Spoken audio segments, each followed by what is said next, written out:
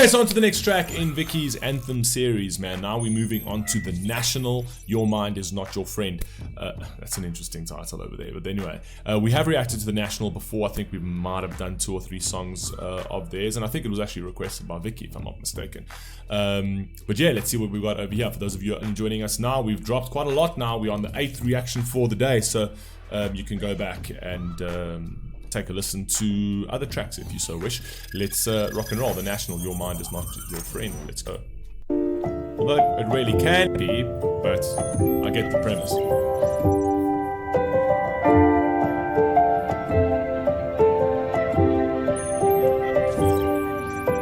Your imagination is in an awful place. I like that harp sound. Manifestation, your heart will break. Ooh, don't believe in manifestation because your heart will break. Because if you believe something strongly enough, then you can manifest it. But what if you can't?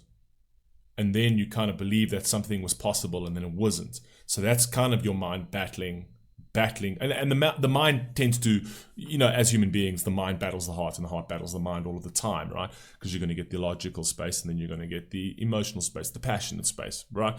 And then those are going to be the 2 conflicting things, right? And then you'll fight up against reality and you'll fight up against your own sort of notions of yourself and things like that. But what you want to do as a human being is you want to manifest the things you believe in. You want to manifest your dreams. You want to manifest those kind of things. But if you're unable to do that, then it kind of like plants a seed of unworthiness in your mind as well, which can be sort of soul wrecking as well. So I see what he's saying.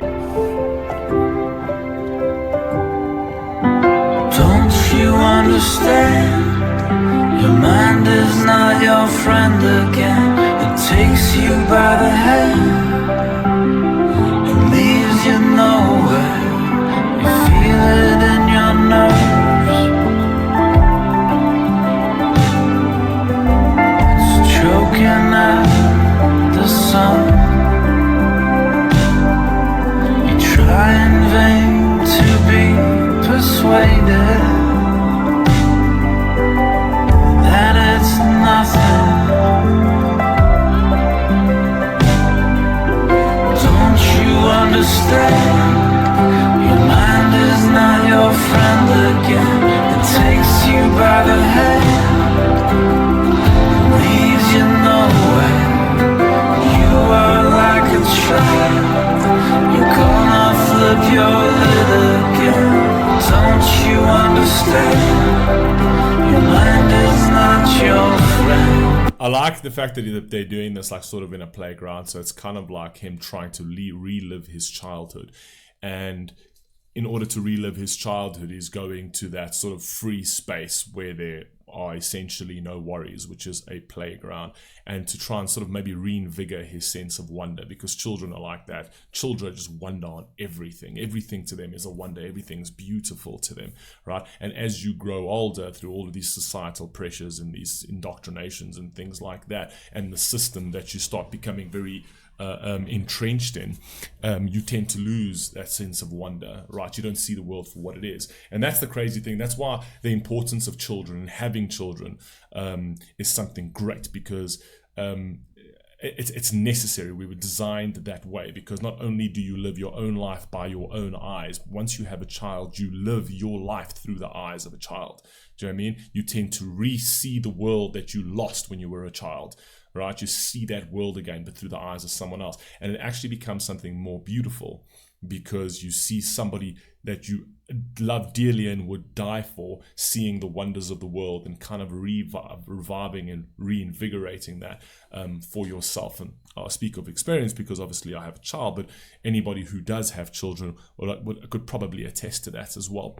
So I think the idea of actually doing that on the playground is quite cool. Now, to a certain degree, It does seem weird. I'd be weirded out by two old men sort of in suits playing on the thing, sure, but that just comes from a protective sense and a protective nature, and things is like, that's how the world sees me. It's like, you're all weirder, like, you know, you're very out of line, you're very out of the norm, essentially. And a child, though, would look at that and be mesmerized by it. You know, they'd find it like quite funny. It's like, oh, that's weird, essentially. And they don't hold that level of judgment as a child. They're like, oh, well, you know, he's old, but you know, there's two different frames of minds over here.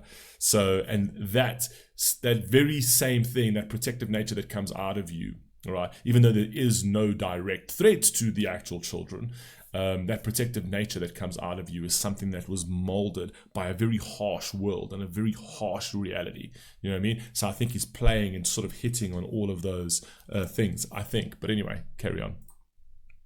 It's not your friend. You inherited a fortune from your mother's side. Your sister didn't get it at all. She survived.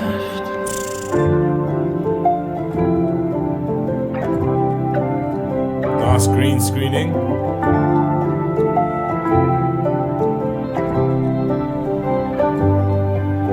Tranquilize the Very clever. This is a very clever thing that they're doing over here, specifically with the green screen. What they're actually doing is literally just putting green paint on his head. It's a very cool, nice little trick. In this particular sense, maybe not. Maybe it's a blue screen because the actual green, the fauna and the leaves itself is actually green. But it's very cool. So it's kind of like finding the beauty in itself. That's literally the representation of that, and the meaning of all of that. And it's kind of like, as a human being, you can rebloom, right? You can find that beauty within you again. And I think it's very clever with the way they're doing that. You know what I mean? And they're doing it from an artist's perspective, where the artist is kind of repainting you into life again. Very cool.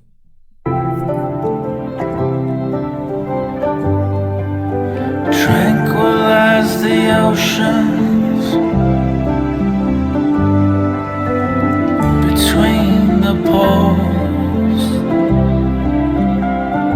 Fire. You're crawling. Very, very, very fucking clever writing. Tranquilize the oceans between the ports. That's fucking amazing, because the ports are busy, right? And he's basically equating that to the actual mind, where the mind is consistently busy. It's hustling and bustling and whatever else, and it's literally chaotic on things that don't really have any sort of meaning. Essentially, like the bigger picture is what's in between the two ports, which is the ocean, right? And the ocean is what it's like. You want that to quiet those oceans, essentially, but the two ports are what's chaotic. So and those two ports might be the sort of like, you know, the good and bad that fighting in between each other, essentially, and so trying to sort of tranquilize. It's a very, very, very cool line. That I really like the way he's described that, right? In terms of the chaos.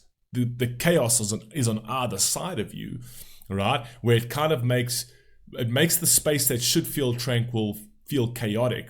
But actually, if you move from the ports into the ocean, right, the actual waves will stop. The waves will calm down. The chaos is kind of has this sort of attracting force, like the moon, that's creating these waves in your mind.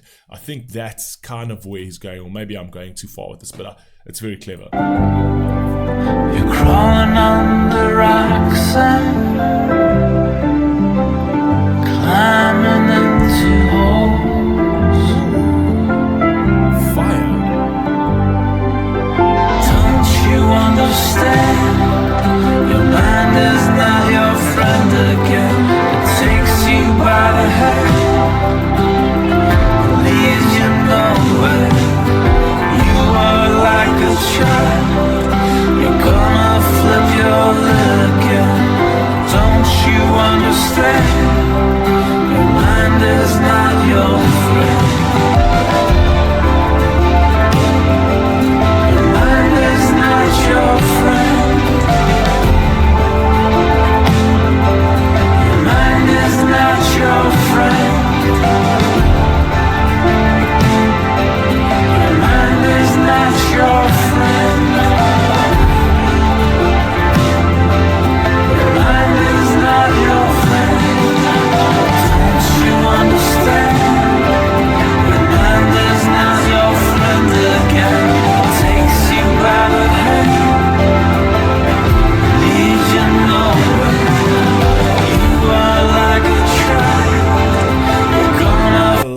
that they're depicting their demons, right?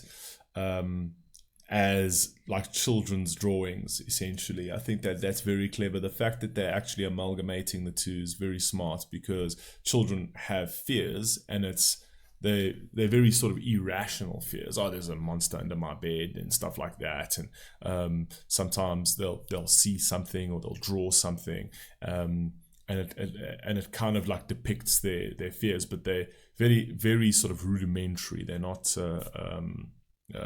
like complex type fears, but sort of connecting that to the adult world, essentially. It's kind of like depicting their demons within a child's drawing. Do you know what I mean? Which I think is very cool, to try and amalgamate those two worlds. And it's kind of, to a certain degree, it's wanting to be a child again, right? And sort of knowing that you can't be. Do you know what I mean? And yeah, I just very, very, very, very cool. I think there's definitely more to this that you can extrapolate, but let's leave it at that. You are like a child, you're gonna flip your lid again. Don't you understand? Your mind is not your friend.